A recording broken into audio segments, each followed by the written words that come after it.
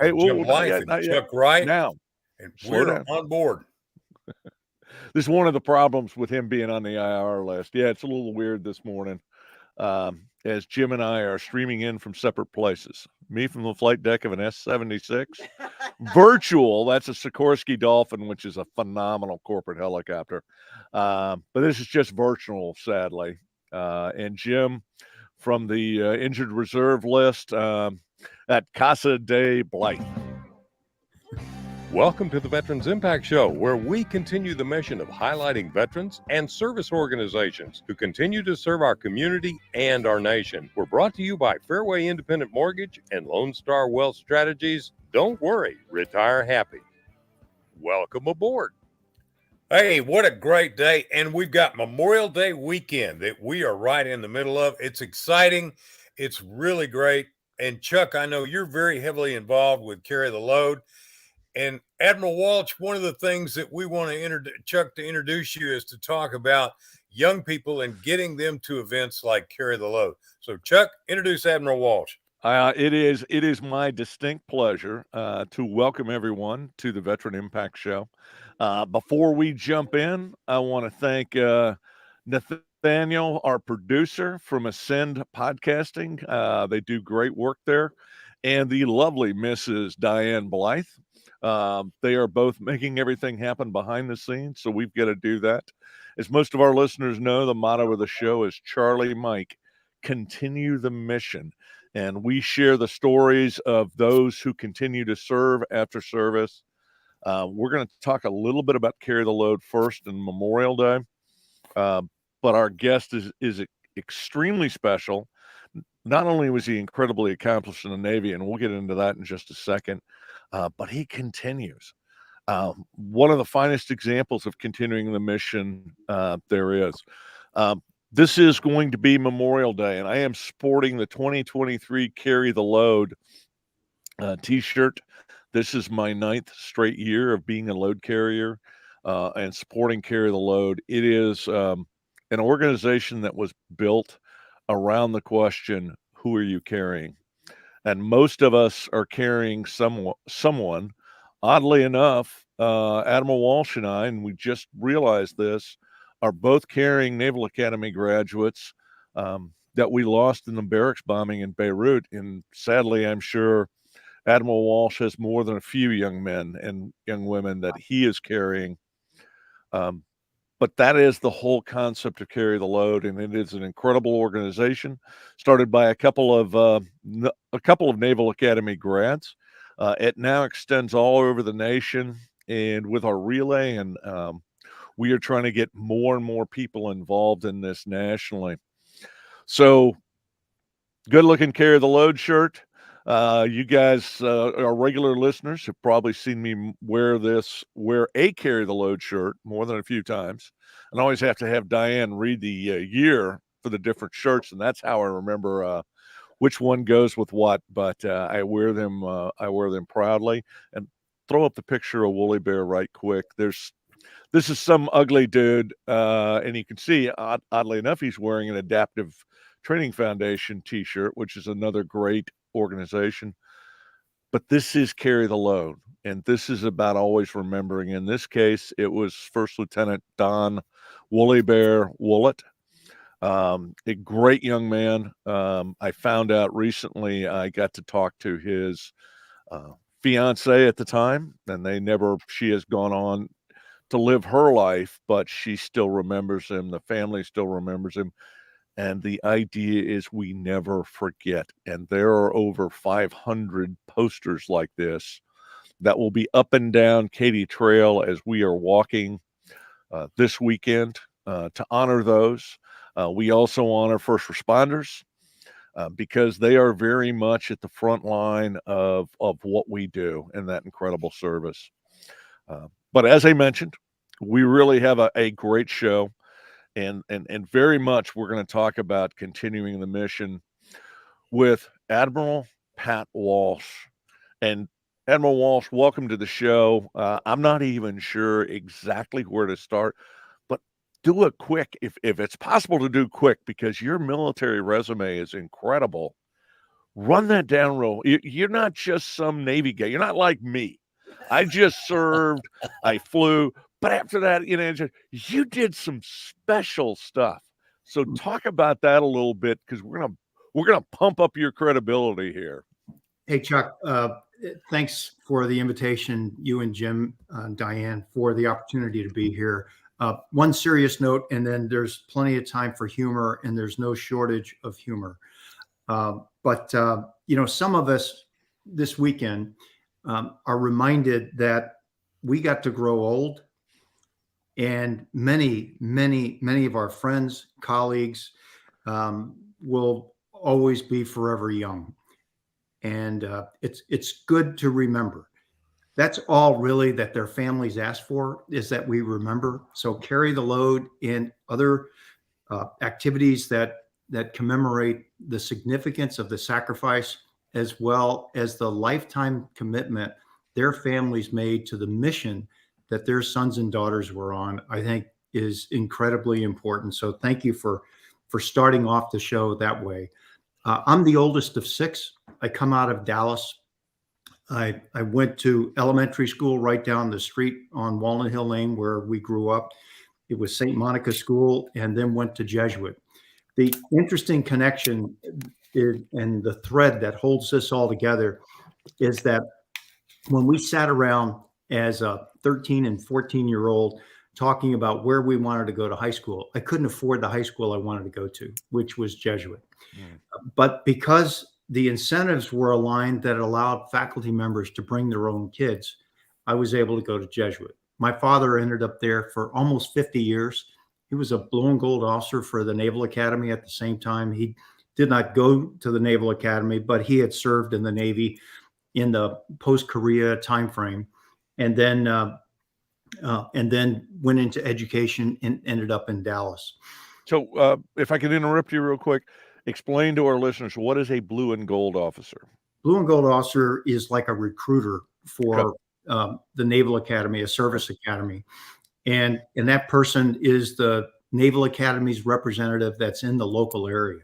Mm-hmm. At one point in time, our high school, and this is in the 70s, had 7 students that were part of the Naval Academy. And Jesuit is not a big school.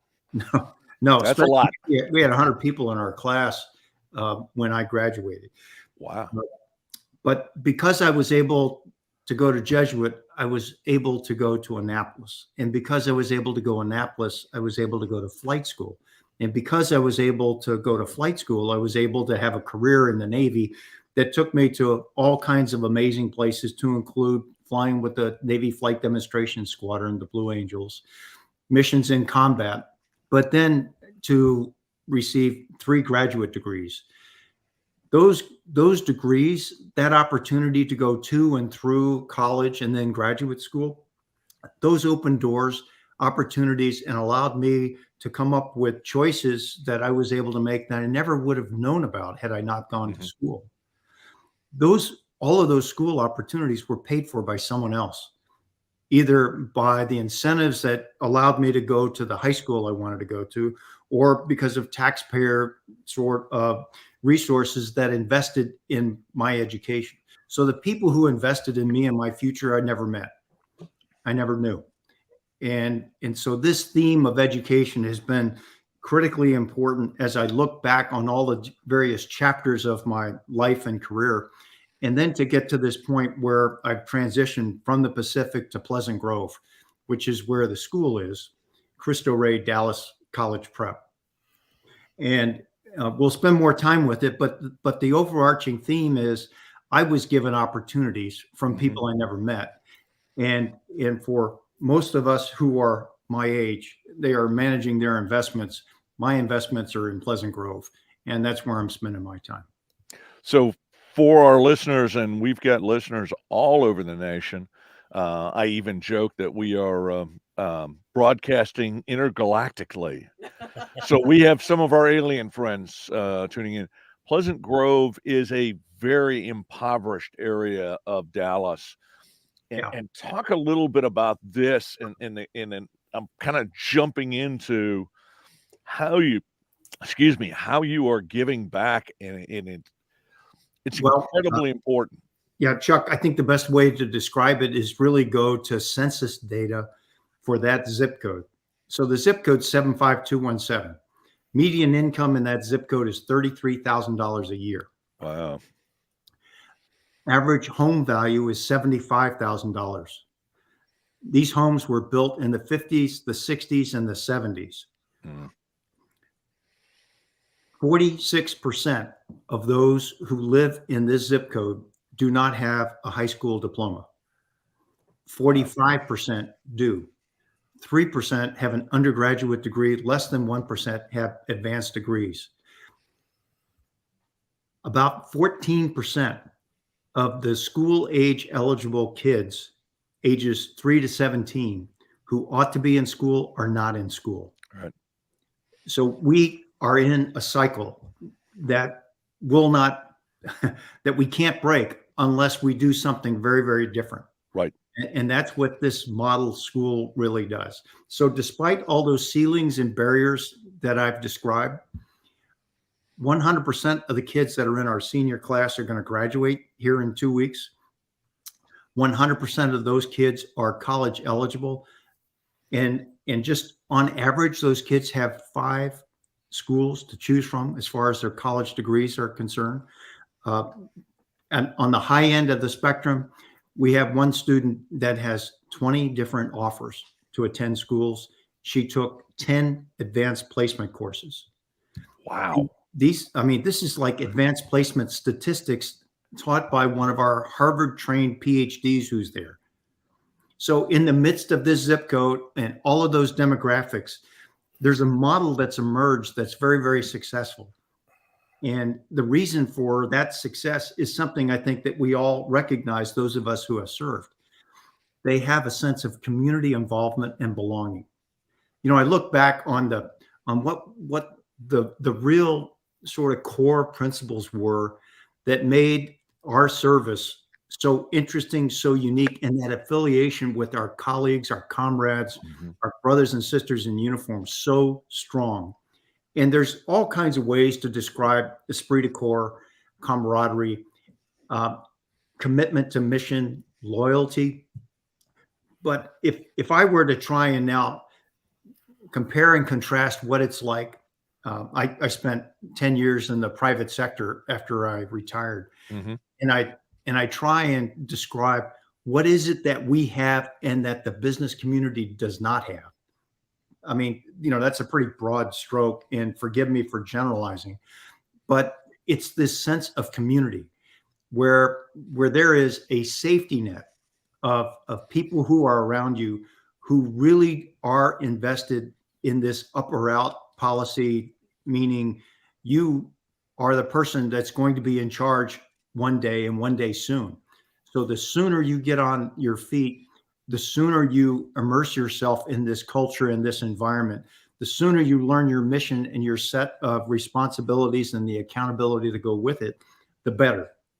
So Admiral Walsh, if I can jump in, and I'm not going to tangent. I want to drill deep into this. What are you doing at the school to engage these kids, to get them motivated into the community, but 2, into making their lives better? So I've been the president of the school for about 1.5 years. Okay. And this formula that's unique is one where the students work 1 day a week in the business community. So these are 14 to 18-year-olds that are part of what we call a corporate work study program. We have 125 job partners here in the Dallas area that support us. And then 4 days a week, they're taking those courses that I was describing to include advanced placement courses. So it's a college prep curriculum. We start with a program this year, begins in June, called Viva, which is our orientation program. It gives them an opportunity to learn soft skills as well as the hard skills required in order to participate in our schools. So, and you mentioned hard skills, and we're getting close to a break, but quickly, would you talk about most of them are college prep, but are these kids getting out with the talent to actually go to work if college isn't their path? Happy to. So cut me off whenever you need to. Well, let's do. Can I interrupt, guys? Sure. Because I can't see the clock here. Oh, okay. I think we're just a few seconds out. So let me just say, hey, Veterans Impact Show here with Admiral Patrick Walsh, the president of Cristo Rey. And I got to tell you, a man who really continues the mission. Right, website. Right. And we'll be right back after these words from all of our partners. Now, how close am I, Chuck? Done. You're over. But we Welcome do that back on to the occasion. Veterans Impact Show. And thanks to our sponsors, Fairway Independent Mortgage and Lone Star Wealth Strategies. Now, let's continue this great conversation. We're having a welcome. tremendous conversation today with Admiral Patrick Walsh. And Chuck, you've led us off, and we're talking about Cristo Rey. Now, Admiral Walsh, just for your information, my mother taught 5th grade all of her career with the Dallas Independent School District at John Ireland Elementary, which is right in the middle of the Grove. My mother was also a bilingual teacher because she started teaching in the Valley. And she had a special love because so many of those people, as you have alluded to, are immigrants. And these kids, if you give them a chance, they're really motivated. So thank you for what you're doing. Let's continue. So, Jim, the idea is that each of these students have a dream, and that over the course of their 4 years at Cristo Rey, they need to protect that dream. And that helps to serve as kind of a North Star in terms of directionally keeping them aligned with the core values of the school and the intention of this college preparatory program. You know, when the feasibility study was done 10 years ago to examine whether or not something like this model could work in Pleasant Grove, they looked at, number one, if there would be sufficient pipeline of students that would continue to support the school. Right now, we're anticipating 450 total students in next year's class from freshman to senior year, which is a nice number for us. That's a big number. But we also expected that when you invest in a young person's education, both to and through college, we know and we can quantify the trajectory improvement that involves for a young person. It's a quartile. It's a full 25% improvement in their economic potential. Wow. As a place to start, as the floor for where their professional career begins. And we assume that if you invest that, then they'll come back to Pleasant Grove and you'll see improvements gradually over time in the overall demographic and economic profile of that part of the city. There's only one problem with that assumption, and that is we are drawing from Garland, from Terrell, from Grand Prairie, and all the way down into Corsicana. So people will drive more than an hour to get to the school to provide their young sons and daughters this opportunity. On average, these families make about $41,000 a year. So that's the key criteria. The number one criteria is that there's really no other affordability option for them. And number two, that the student has the ability to carry themselves through an interview. In other words, we need a spark. We need someone that seizes the opportunity and says, yeah, I want to be part of this. And I want this, this program and this curriculum.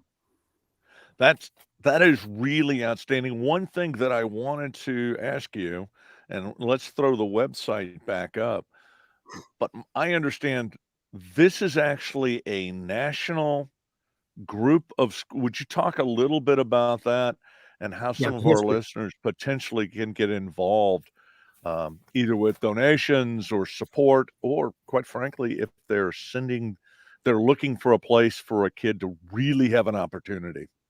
So if you Google Cristo Rey, those two words, Cristo Rey, and then 60 minutes, you'll get a 60-minute segment that was done in the early 2000s that describes this idea that came out of Southside Chicago by a Jesuit priest, Father Foley. That idea has grown into a network of 38 schools today. But the original idea was that we had to do something different for the underrepresented, the permanently underrepresented populations inside our own communities. And we needed to do a model for high school in particular that was going to set it apart in terms of its sustainability, because schools were running out of cash during that time. Yep. And they needed something different. So the idea of this corporate work study program originally began as a way to keep the lights on. So 60% of our overhead cost is paid for by the corporate work study partners.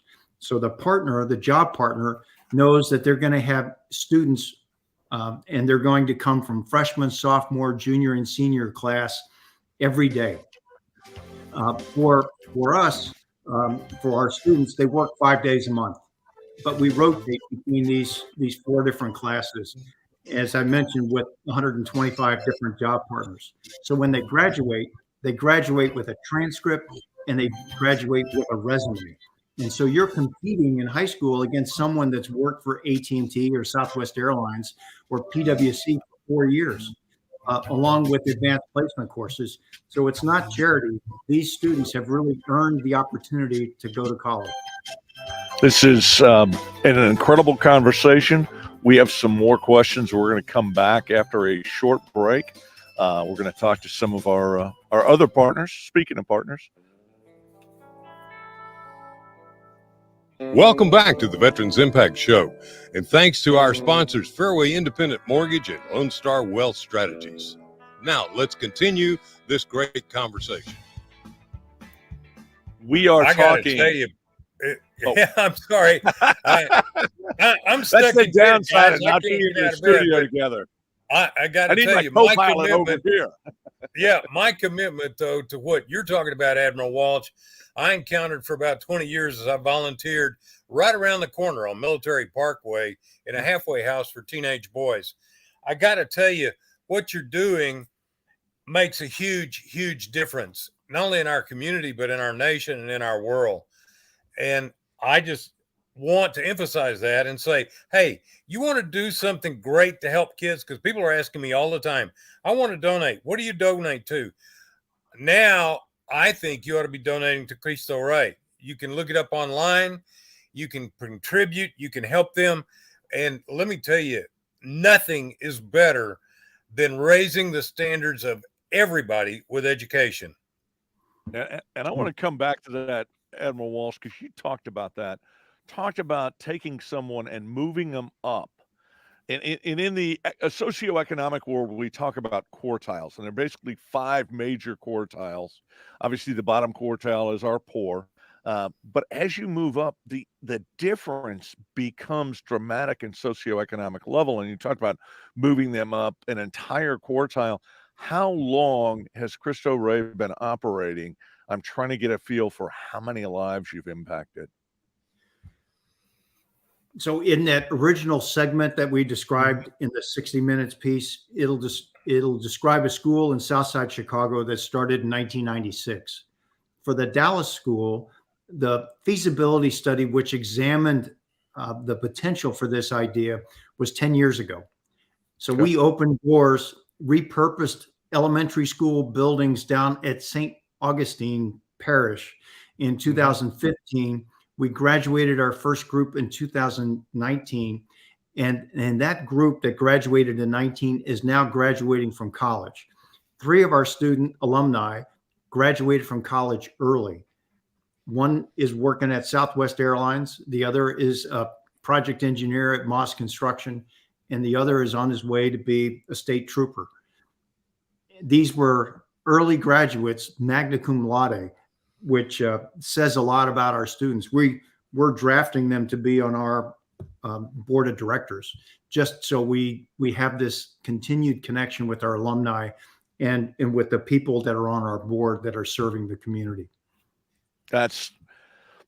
I'm kind of at a little bit of a loss for words, but I'm thinking about the impact on these particular families.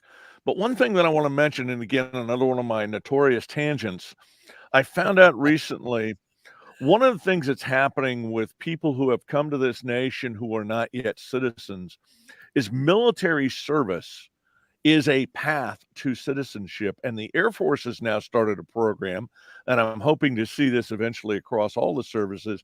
That day you walk in, they know whether you're a citizen or not. And you start.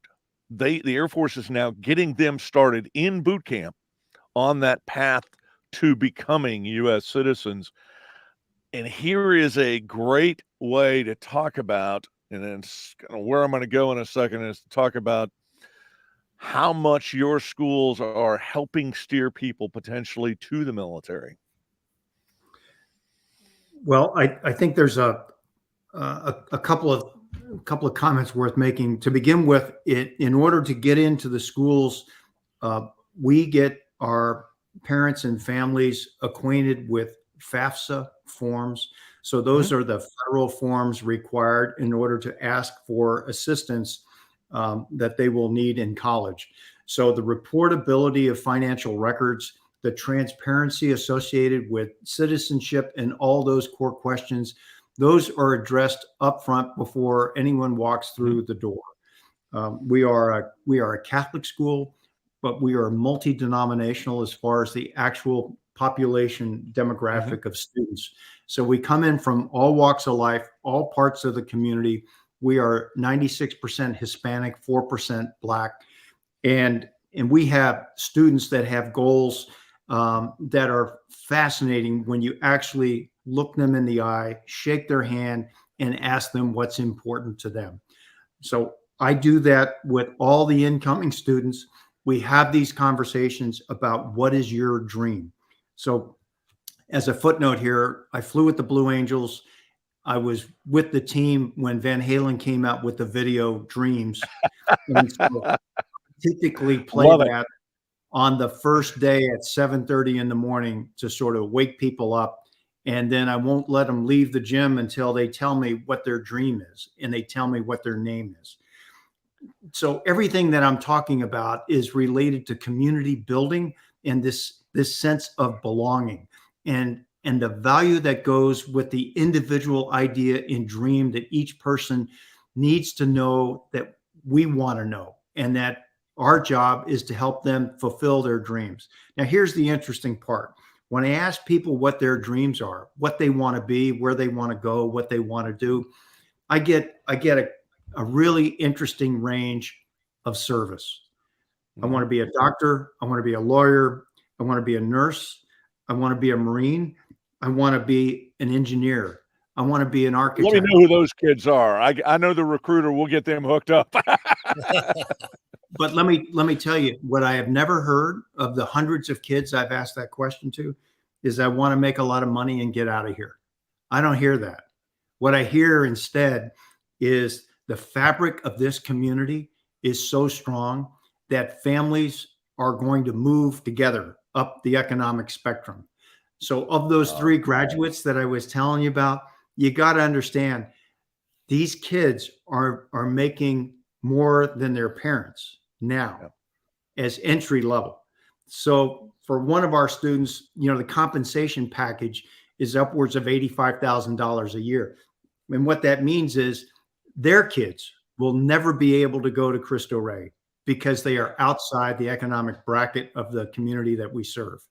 That's what we're talking about. I'm Jim, go ahead, because I'm just speechless. Admiral Walsh, yesterday you were so gracious to speak at my Navy League, which I'm on the board of, and I'm the guy who sets up the programs. And when you and I first talked, and we talked about this, did you get a chance to meet the 2 young men, the young man and young woman that we granted scholarships to yesterday? Yeah, they were there, and they were there. Yeah, and they're the epitome of what you're talking about. And this is one of the things that Diane and I are both instructors with Sea Cadets, and this is our wheelhouse. This is what we want to do. It was impressive to see them. So, Jim, Chuck, just so you know how the program went, this is a national security conversation that is reviewing the contemporary issues in national security, and the lens that I'm offering the audience is a view from the Pacific to Pleasant Grove, because all of this connects as far as I'm concerned. And one of the closing sort of pieces in the transition from closing out a conversation that included my role in the Pacific, in command of the Pacific Fleet, where we responded to the great Eastern Japan earthquake, tsunami, and radiation triple disasters, was to have a picture of all of our sailors who have been involved in Pacific operations. And they include one family's son who was part of the group that escaped the Khmer Rouge and came back to Cambodia in command of a ship. Wow. One who was part of the Vietnamese boat people who got into the Naval Academy and came back to Vietnam in command of USS John McCain. I mean, look at the irony in all of that. And the theme, and there's plenty more pictures that really describe this very cosmopolitan community that we have. The theme actually comes from Lee Kuan Yew. So Lee Kuan Yew is the founder of Singapore, the elderly statesman who ruled Singapore, oftentimes with a very iron fist. But look at Singapore today compared to when he started. And before he passed away, I had a meeting with him that he had asked for. And in that conversation, the conversation started with, where do you get your translators when you talk to China? And the reason he asked that question is because the translator has a key role in influencing where the conversation is going to go and the outcome of it. So being able to detect the nuance in language, the dialect, the emphasis is critically important. And the answer was, we have our own. We have our own Chinese Americans who serve us as Chinese translators. And his immediate response is, the United States has done something that no other country in Asia has ever been able to figure out. And that is, you've learned how to embrace diversity. You've learned how to unlock the intellectual potential and wealth of the person standing next to you. So as we're in these conversations, it's sometimes too easy to jump to scale and policy. And what we do, when the error that we make when we look past the person next to us, is that we're missing out on the level of investment that we have to make with individuals. Somewhere along the way, we have gone into a world of outsourcing where we look for technology, or we look for other ways that we ourselves don't have to be involved, and we can sort of wash our hands of it and go, that's really interesting, and that's someone else's issue.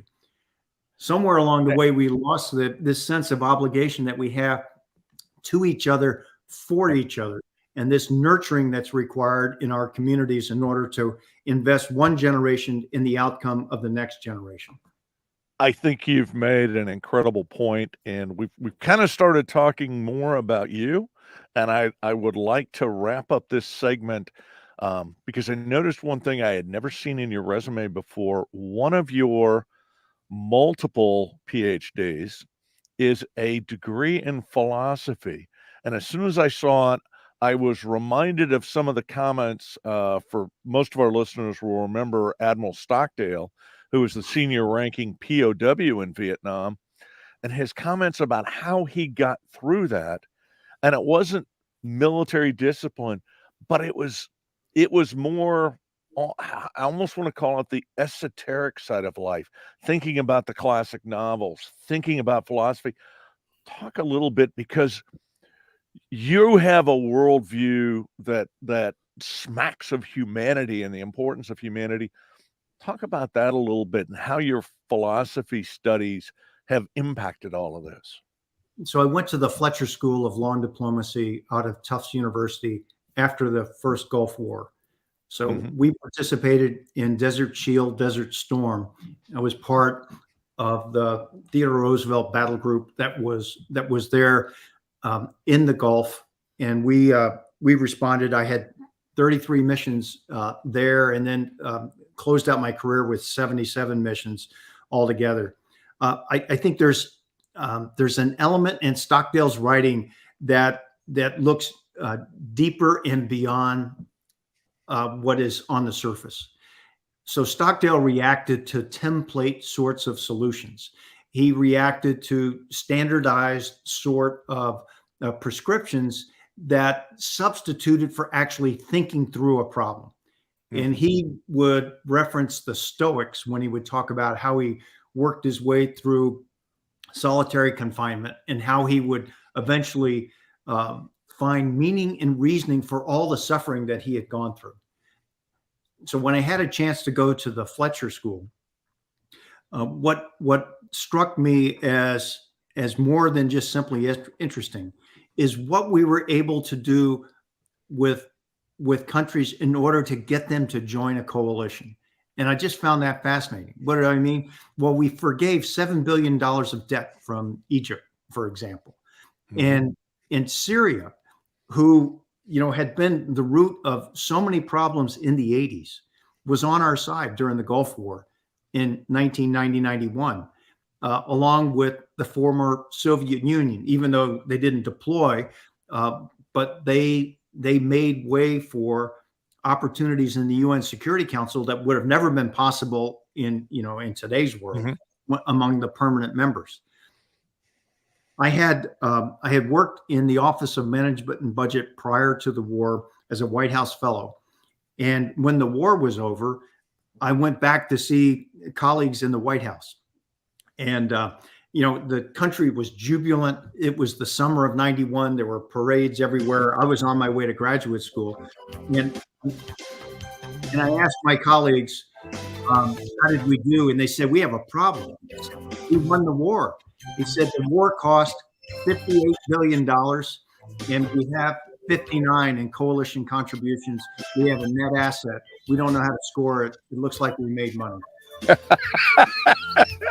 Well, look, that is great. I got to tell you, Admiral Walsh, this is really terrific. Diane and I are looking forward to visiting Cristo Rey next Friday. We're going to be there and get to meet a lot of these young men and women, and I'm so excited about that. So, Chuck, let's take us out and go. This is your Veterans Impact Show. Get a hold of us, send us an email, call us, go to YouTube, go to Facebook, and if you want a copy of this program with Admiral Walsh, we'll send it to you.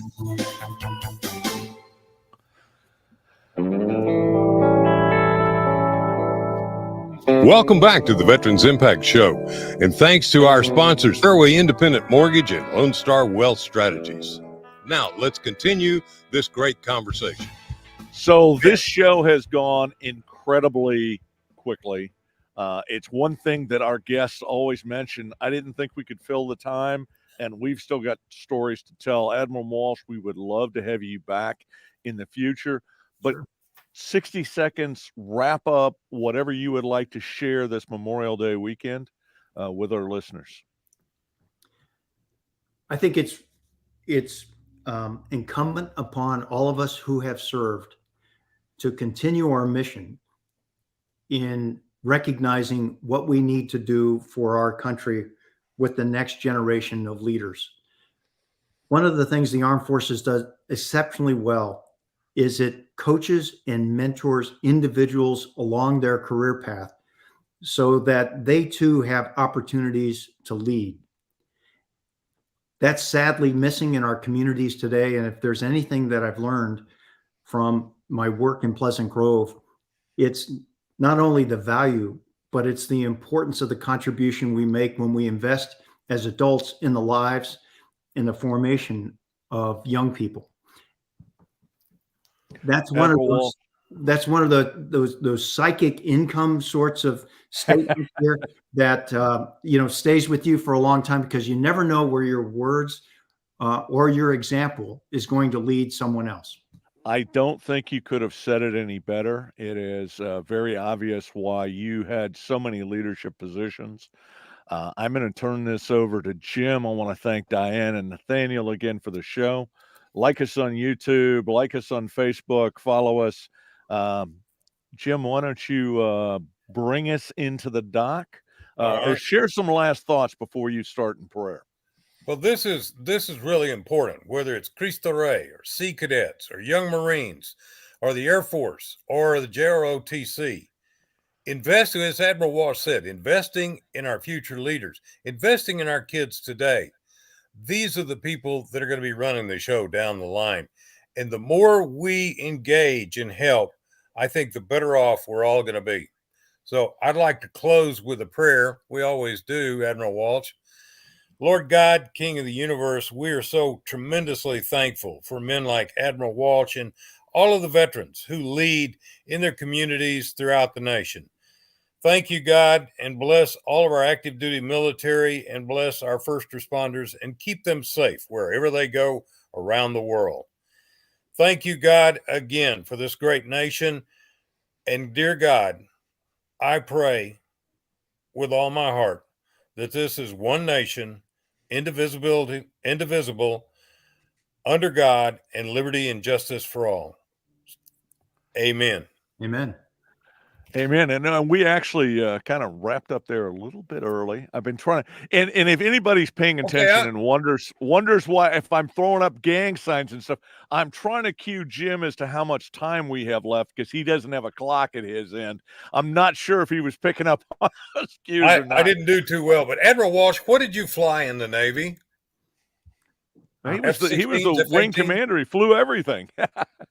So I started out in A7s in Lemoore. From Lemoore, in a deployment on USS America, I went over to China Lake, which is operational test and evaluation. And I flew the F-18 for the first time there.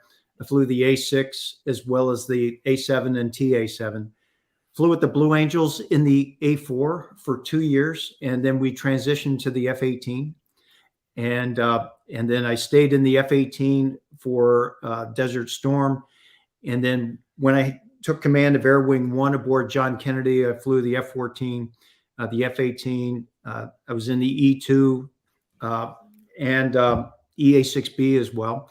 So it was a chance to see all the airplanes that were made by the lowest bidder. Well, I'm kind of a little offended here. You didn't mention any helicopter time. Did they not let you go out in the helicopters? Yeah, that was just special crew time where I was baggage. So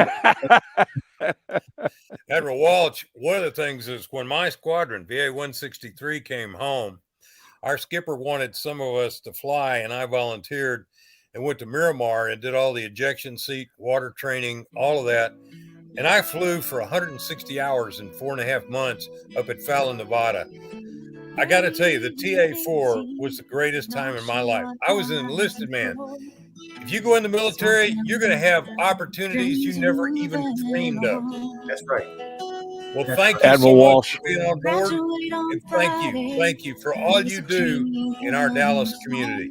Chuck. So we got about 30 seconds. I'm going to share this story. My company commander at OCS was an A4 driver, and he was in talking, and a lot of us had aviation contracts. And he said, flying is 90% sheer boredom and 10% sheer terror. I'm sure you've heard that a time or two, especially landing on a boat. Yeah. I think the quote from The Bridges of Tokyo Reed, where do we find such men, ought to be rebranded as how do we find such men and women? And that's awesome. Thank you, everybody, so much.